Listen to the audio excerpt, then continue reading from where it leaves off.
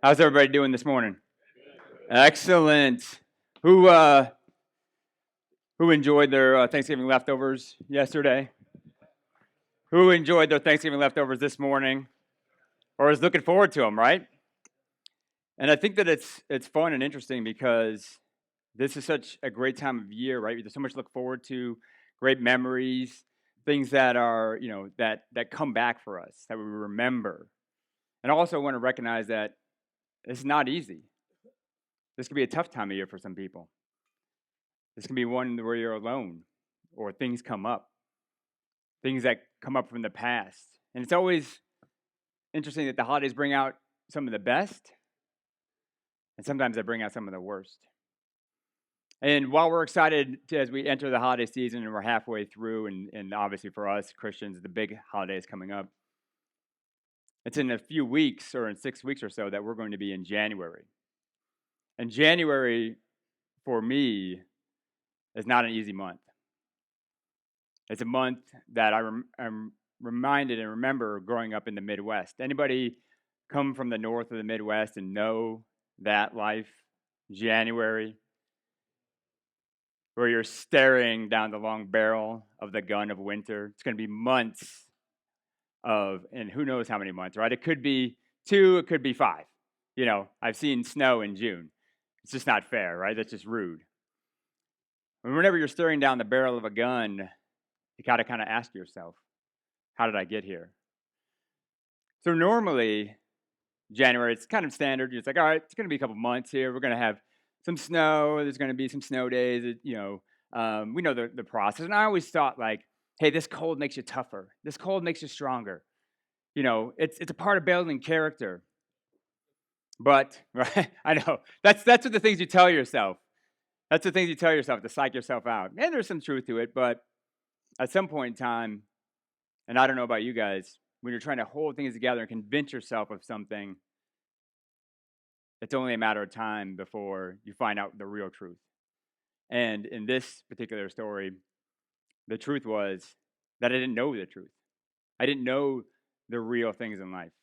I didn't know what the truth of life was. I had just been doing what I'd been told. I've been doing what the world had told me, what the TV had told me, the teachers, the parents. And what were they telling me? Well, they were telling me the things that they wanted me to know. So, for me, one more. It begins on this day.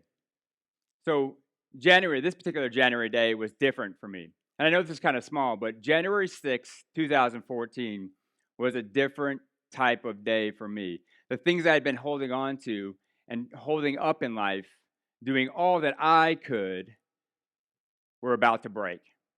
And I think there's that time in your life and that moment where the things that you're holding on to, they're not for you. You know that it's not good for you, but you're just doing your best because you don't know what else to do until a shift happens. And for us, that shift was January 6th, 2014. I went back to look it up. It's the first time actually looking that back up again. And some of the things that were different in that day were, it was the coldest day it had been and broke the record that was set in 1884 or 1988, negative 16 degrees. This is a cold where you walk outside and not only do your nose hairs freeze, but you feel like they're going to fall off. The breath you can see just permeates through whatever you're putting on your face to try to protect your face. It's a cold that gets right to the bone right away. And the thing that I remember, and I think about you guys as well, like as a kid, and when you have kids, they make snow fun, right?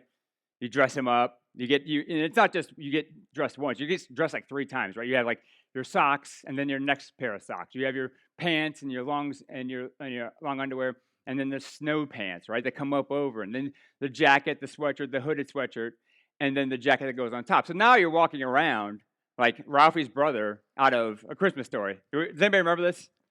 You're just trying to put your arms down. And then what happens once you get them all dressed? They have to go to the bathroom, right? It's like we just spent forever, and we're just trying to do something besides stick in here in the cabin fever of our life as the walls start to close in, as winter starts to press on us. And this particular January, where it's negative 16, and it was so cold, they shut down everything, even work. At the time, I was working for one of the biggest banks in the country, and they said, stay home. Of course, the schools are shut down, and it's Monday. So whenever you're starting out breaking records of wind chill on a Monday, and you're looking down that barrel of winter, it's not a good sign. It's not a good sign. In fact, one of the things I noticed, it was 30 to 40 degrees below normal. The lowest wind chill was negative 42. So how many people own a house or have owned a home in the cold? The thing that you're thinking about is as the wind blows against the house, you can feel it come through the window, and you can feel it, graze your face, and you get like, really? It's that bad? And then in Chicago, it was known that pipes would freeze and bust. So they had shut down the city because of an Arctic emergency or weather emergency. And you're starting to wonder as a parent and as a father and the owner of this house, is this house going to stand? Is this house going to hold together through this? And just like we do so many times in life, are we trying to hold things together? And is it about to break? And it can be a very scary moment. And you start to think about, who do I turn to? Where do I go? How can I help us get out of this situation? What can I do in this situation? I'm the man, I'm supposed to fix it. So knowing that that we would have to, eventually get out of this house, the night before, as a gift from the world, was a foot of snow outside. And when a foot of snow falls and it drops to that temperature, it begins to freeze. It's not just a regular snow that's kind of fluffy and you can just like have fun and throw it at the kids. No, this stuff freezes right away. And it's a foot on top of the other feet that have been falling for 2 months now. So I had to get out there. I had to do something about it. And I had to get these kids out of the house too, to give my wife a break. Because my wife was suffering from seasonal affective depression. Anybody else experience that in life? Seasonal affective depression. I didn't really know it at the time. I just thought, hey, this is that time of year. You got to tough it up, right? We're talking about being tougher. But that was different for her. Depression and being depressed is different. And I didn't know the difference. So we get the kids ready, right? We're getting everybody all together. We're getting them all up and getting ready to go out into the snow and like have some fun, get them out, little exercise. And I'm like, okay, this would be great. I'm just going to get out there and shovel this driveway. So, I get them set up and I get my stuff set up. And of course, we're all ready. Finally, we've gone to the bathroom, we've gotten redressed like 3 times. Everyone's gone potty. And I get my coat on, I get my hat, and I don't need snow pants, right? Because, I'm a man. I don't need no snow pants. And so we head out to the garage, and we hit the button, and the door starts to open up. And this was different this time, because once the door got halfway up and we're walking out the garage, this blast, this wave hits us of like Arctic ice pellets and icicles, just smashes us in the face as the wind whips through. Needless to say, the kids were no longer joyful about being outside having a snowball fight. They run back inside. And I'm standing there with the shovel looking at my wife, who's looking at me with this face of depression and despair and anger. When I met you 10 years ago, I told you I wanted to move to Arizona. I know, honey, we'll get to that. We'll get to that. Well, it was no longer a joke. And I don't know what was colder, that driveway and that Arctic ice, or that look from my wife. So I turn, I head out to the driveway to take on this job.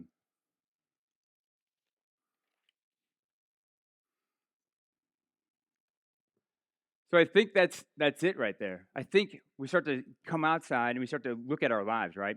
We start to think about what's going on. And it's interesting in these moments where we end up being alone and faced with an overwhelming circumstance that we start to ask some deeper questions.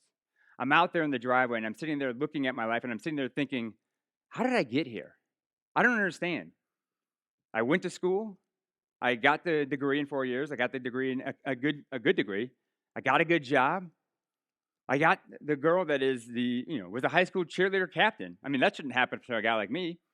I have the 2 kids, and we have this wonderful house in the Chicago suburbs. I was like, I did everything right, but everything is going wrong. This was like a facade. I'm looking at my house as I stand out there, and everything is falling apart from the inside out. And I'm questioning, how did I get here? What is going on? Is this really what life is supposed to be about? Just a grind through your experiences, through the difficulties? Is there really a purpose in life? And then you start to shovel away at the things in life. You start to dig in to the deepest questions. As you are out there alone, trying to figure things out, is this really what it's all about? Or is there more? You see, I wasn't really raised in a Christian family and Christian values. I was raised to do those things that they tell you to do. Go to school, get good grades, get the good job, find the girl, get the house. And those are good. Those are all good. But when they're just based on the things of this world or what the world tells you to do, are they good?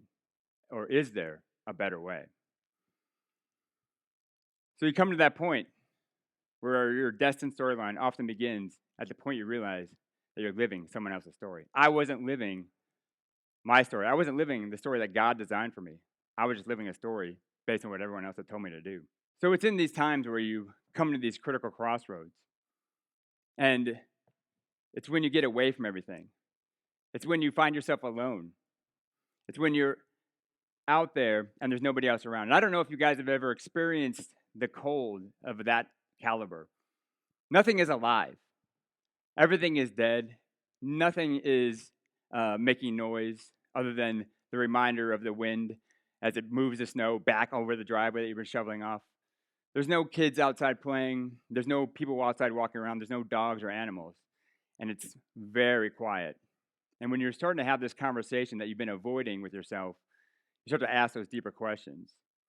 And because you've gotten away from all the noise of emails and meetings and drama in the house and diapers and TV, you start to really be alone with your thoughts and alone with your experiences and questioning what you've done and why you've been doing it. Has anybody ever felt this? Felt that way? Question the story that they've been living? Question where they've been? How did they get there? Is it on a mountain alone? Is it in your truck or your car as you're driving to and from your job?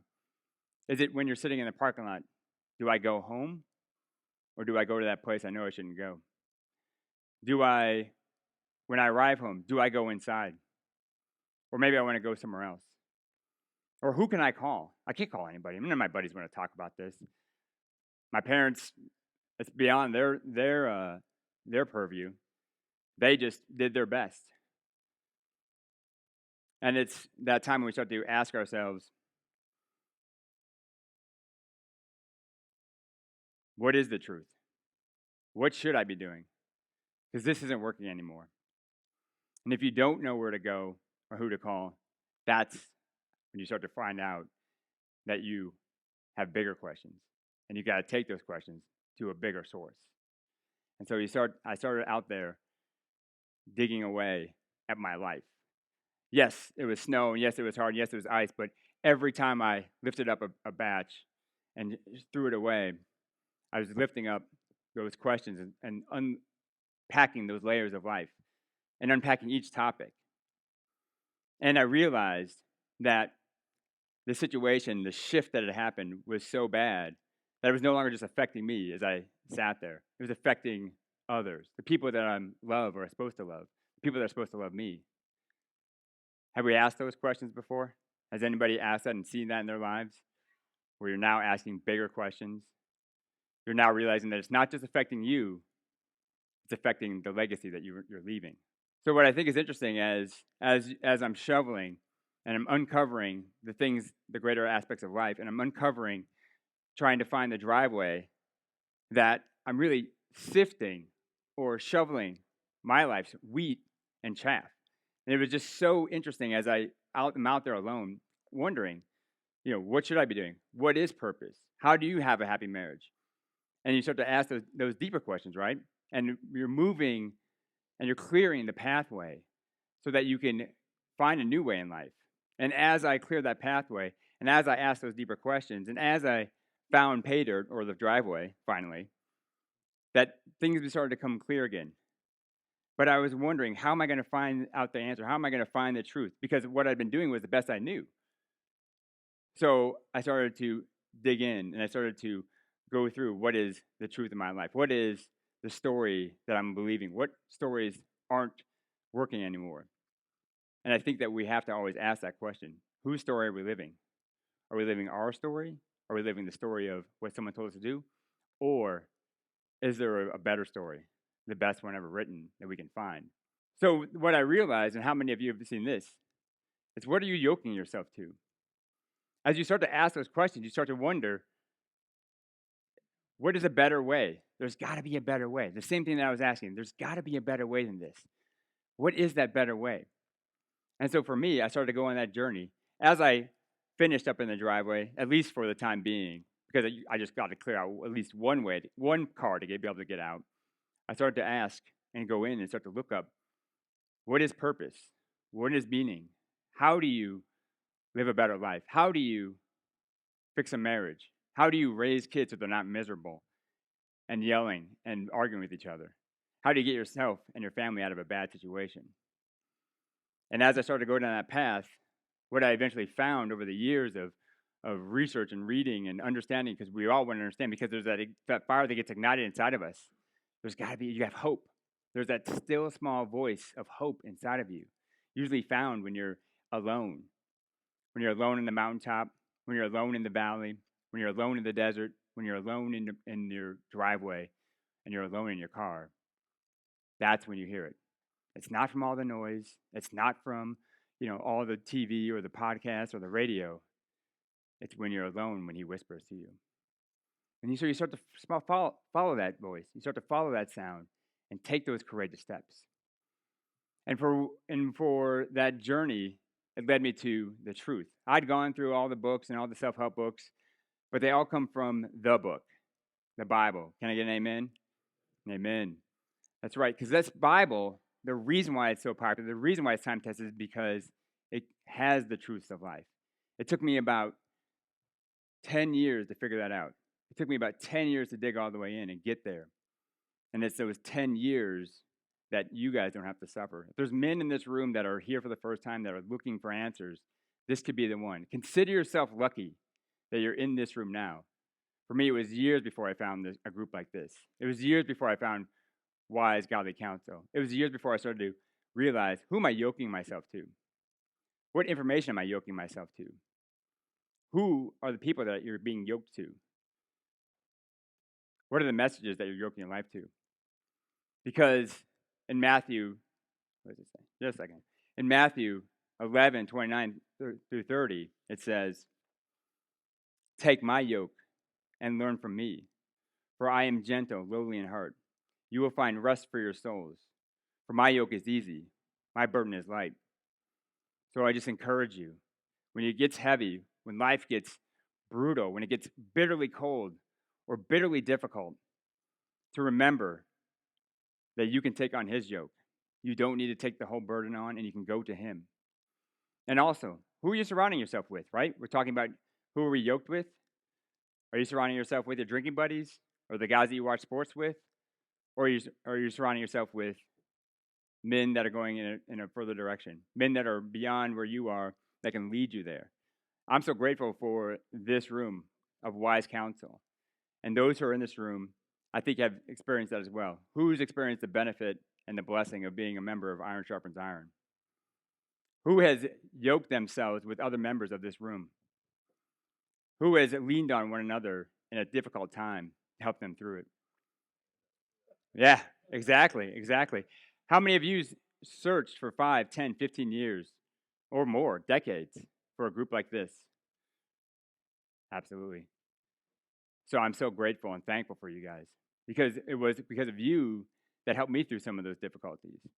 Yes, I was able to find my way. Yes, I was able to understand and adjust my story. But through knowing the men in this room and leaning into these men and helping them lean on each other, as iron sharpens iron, so one man will sharpen another. And you will be able to identify and understand, what is my story? What is the story that I should be living? What does God want for me? Who has he designed me to be? How do I make my wife happy? It took me 17 years before I finally read Ephesians 5, 20 through 30. to understand what a godly husband was supposed to do, because that's not the way I was raised. Nobody told me those things. It was just, hey, mom stays at home and she takes care of the kids. Dad goes off to work, and he works, and he's got to work, and he's got to work as hard as he possibly can, which is fine, but it's on sinking sand. Who's going to be there for you when that sand sinks? For me, I found it here, and I found it in this room. And as you come into this room, men, and as you start to realize, hey, I need an upgrade, my life needs to change, I encourage you, the men around you, find out who they are. Because when you face challenges together, it gets better. You are able to persevere through. I know so many men that have come to me and talked to me and said they don't have anybody. They don't have anybody they can truly talk to. They don't have anybody that they can really have that great conversation with, that talk about the most important things in life with. Because their friends, they don't know if they know about it. Or whenever they do try to have that conversation, they change the topic to the game, or the girls, or the drinks. But I encourage you, gentlemen, to have the courage, have the strength to be vulnerable, to open up to one another, to share what's on your heart. Because one, for the older gentlemen in here, you guys have great value to us. You guys have been through a lot. You guys, by you sharing your story, can make us say, yeah, me too. Or for you younger guys in here who are carrying something, carrying a burden, to open up about it. In this room is a safe place. And oftentimes when you sit down in a group, it's going to be with somebody that's experienced the same thing that you've experienced, has walked through the fire that you walked through, and can show you the path, can lean you into the scripture and the word that can help you through it. Have you guys experienced that? Anybody else in this room? Absolutely.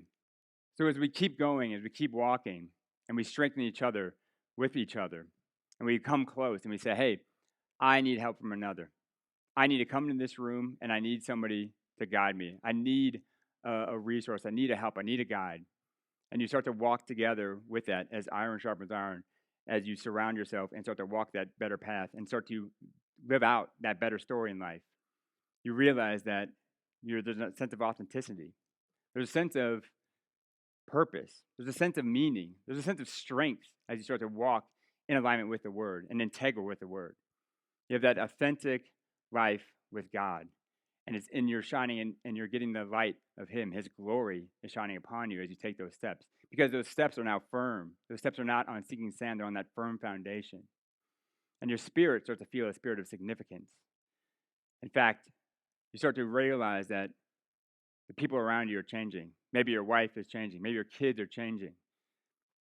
Maybe the work that you do and the ways that you serve in this life, in this world, are changing. You're starting to help others through some of the things that you walk through. And that's what happens when you start to walk out your story with God and not with the ways of this world. You start to understand the truth of that life and what that looks like. So with that said, there was a time in my life, one of the worst times in my life. And we all have those. And I have to lean into my wife's favorite verse of Romans 8:28, which says, and we know that all things together with, let me get it right. And we know in all things, God works for the good of those who love him and have been called according to his purpose. So take those times, take those hard times, take those struggles that you have, that you're dealing with, and bring them in accordance with the word. Bring them to the word. Bring them to those who are of the word and of the world. And bring those tough questions, because those are where the gold is. That is where the glory lies, on the other side, finding the solutions to those answers, finding out the answers that are for you and for your life and for the reason that you're here, the purpose that you're here, to serve those around you, to serve those that you've been blessed to be married to and engaged with, and those that he's put you in your path. And he's given you gifts, gentlemen. He's given you gifts as well. For me, I was going down a career where things were falling apart again and again because I was doing what the world told me to do, not what he designed for me, and not having the impact and the significance that he had for me. And it was a struggle. And it wasn't a good struggle. It was a struggle that crushed me on a regular basis. And it crushed me in that driveway that day too. How many of you are struggling today? You have a struggle? How many of you are holding on to things you're wondering, how much longer can I hold on? Same. How many of you could use the help of a brother and the truth and a better way? Lean in, gentlemen. lean into this room, lean into the men in this room, lean into this book, because he has good plans for you. He has hope in the future for you.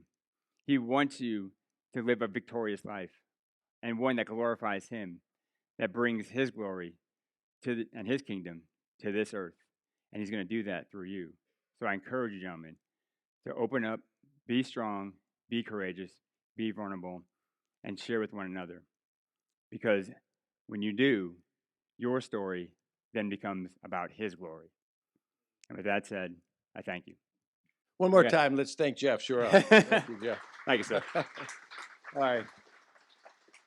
One of the real benefits of ISI, and one of the reasons I really like this, is it gives us a chance to discuss some serious topics. It's easy to go through week after week, month after month, and talk about the light issues, the sports and things. But we come together Saturday mornings to discuss some things of real value. It's a safe zone. We break into small groups now and discuss them.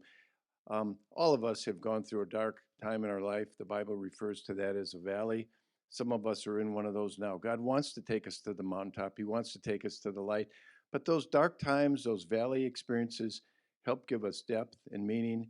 We enjoy the mountaintop better, and they build character. So let's take some time to talk about these questions. We break into small groups, 5 or 6 in a group. We do have a group in the back for first responders and military people. We also have a group in the back for those dealing with alcohol issues. So let's take this time now and discuss these questions. Someone with the red tag will lead your discussion group. Be blessed. Make it a safe day, guys.